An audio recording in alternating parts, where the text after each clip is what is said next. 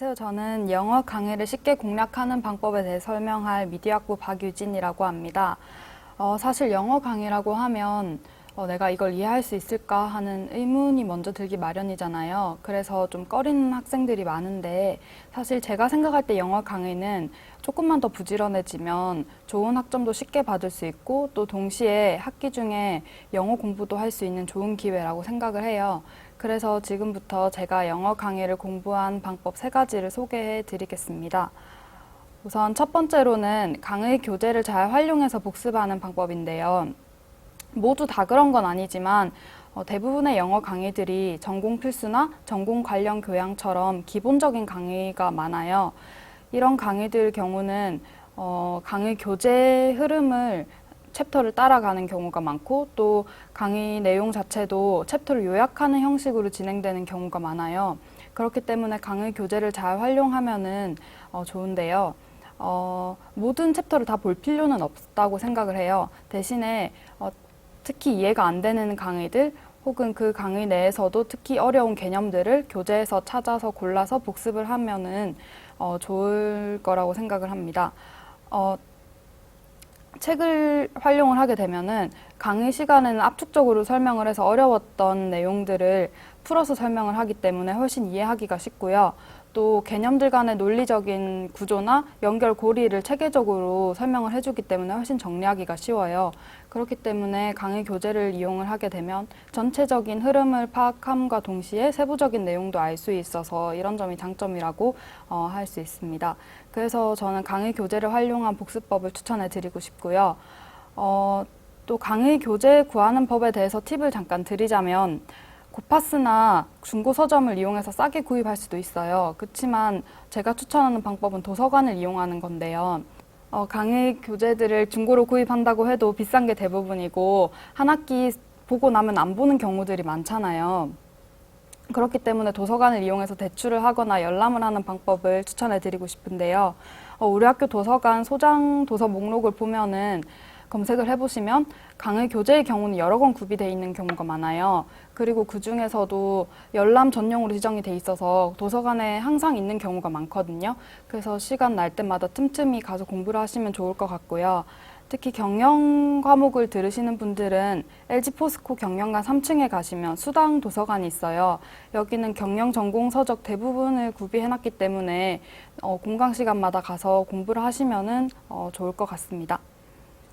그리고 두 번째 방법으로는 중요한 개념을 한국말로 꼭 확인해 보는 방법인데요. 강의에서 중요하게 다뤄졌지만 영어 개념이라서 좀 생소한 그런 개념들 있잖아요. 그런 것들 한국말로 찾아보면은 이미 내가 한국말로 잘 알고 있는 개념인 경우도 있고 신문이나 뉴스에서 자주 접해서 익숙한 개념인 경우들이 있어요. 이럴 경우에는 한국말로 찾아보는 것 자체만으로도 공부하는 시간을 대폭 줄일 수가 있거든요. 제가 겪었던 사례를 하나 들어드리자면 제가 경영 수업을 들으면서 본즈라는 이 단어가 자꾸 나와서 처음에 좀 생소하고 이게 뭘까라는 생각이 들었었는데 이걸 한국말로 찾아보니까 채권이란 뜻이더라고요. 여기 신문 기사에서 보실 수 있는 것처럼 우리가 평소에 채권이란 단어를 정말 자주 많이 듣고 또 저도 한국말로 익숙하게 좀 알던 개념이라서 이렇게 한국말로 찾아본 후에는 수업을 훨씬 더 편하게 들었던 기억이 있어요. 그래서 이렇게 한국말로 꼭 찾아서 확인해보는 방법을 추천해 드리고요. 그리고 혹시나 한국말로 찾아봤는데도 생소한 개념일 수가 있잖아요. 그럴 경우에는 한국말로 설명된 정의나 사례나 기사들을 먼저 한국말로 이해를 해보고 그 다음에 영어로 번역을 하듯이 공부하는 방법을 추천해 드리고 싶어요.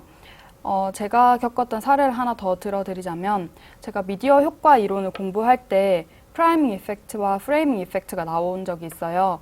이 두 가지가 발음도 비슷하고 생긴 것도 비슷해서 사실 처음에 되게 많이 헷갈리고 좀 감이 안 왔거든요. 근데 이걸 한국말로 찾아보니까 각각 점화 효과, 틀짓기 효과라고 나오더라고요. 프라이밍 이펙트가 사실 먼저 제시된 자극이 나중에 제시된 자극에 영향을 준다는 의미를 담고 있는데 이 점화라는 한국말을 보니까 바로 빠르게 이해가 되더라고요. 그리고 그 이후에도 좀 헷갈리지 않고 공부를 할 수 있었던 기억이 있어요. 그래서 제 경험처럼 한국말로 먼저 이해를 하게 되면은 의미를 알기가 쉽고 또 속도도 빠르게 이해할 수 있기 때문에 이 상태로 영어 자료나 영어 개념을 보게 되면은 한국말로 배경 지식이 생긴 상태에서 보는 거라 훨씬 더 효율적으로 공부하실 수 있을 거라 생각합니다. 그리고 마지막으로 영강은 자신과의 싸움이기 때문에 조금 더 부지런해져야 된다고 조언해 드리고 싶은데요. 상대평가에 같은 경우는 다른 친구들보다 잘하는 게 중요하잖아요. 내가 아무리 잘했어도 같은 수업을 듣는 친구들이 더 잘해버리면 제가 좋은 성적을 받기 어려운데 영어 강의는 절대평가라 이런 부담이 덜한 건 사실이에요. 그렇지만 영어 강의는 다른 친구들보다 잘하는 것보다도 A, B, C, D 이렇게 주어진 학점별로 마련된 점수 기준을 넘는 게 중요해요. 그래서 과제나 퀴즈나 출석처럼 평가되는 항목 요소들을 성실하게 잘 수행을 해서 점수를 차곡차곡 쌓아간다는 느낌으로 공부를 하시면 될 것 같고요. 그래서 조금 더 부지런해져야 한다고 말씀을 드리고 싶습니다.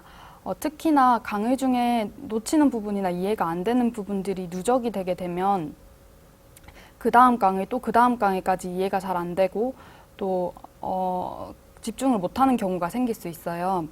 그렇기 때문에 매주 주 단위로 강의 내용을 완벽하게는 아니지만 대략적으로 정리해 나가는 방법을 추천해 드리고 싶어요. 만약 오늘 배운 내용들이 이해가 잘 안 되면 그 주 내에 제가 아까 알려드렸던 방법들을 통해서 복습을 하고 대략적으로 정리를 해 나가는 건데요.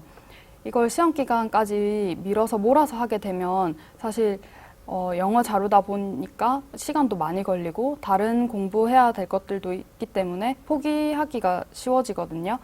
그래서 영어 강의는 평소에 조금씩만 부지런하게 복습을 한다면 충분히 좋은 성적을 쉽게 받을 수 있는 과목이라고 생각합니다. 여기까지가 제가 알려드리는 공부법이고 이게 정답은 아니지만 혹시나 영어 강의 때문에 고민하고 계시는 분들한테 조금이나마 도움이 됐으면 좋겠습니다. 감사합니다.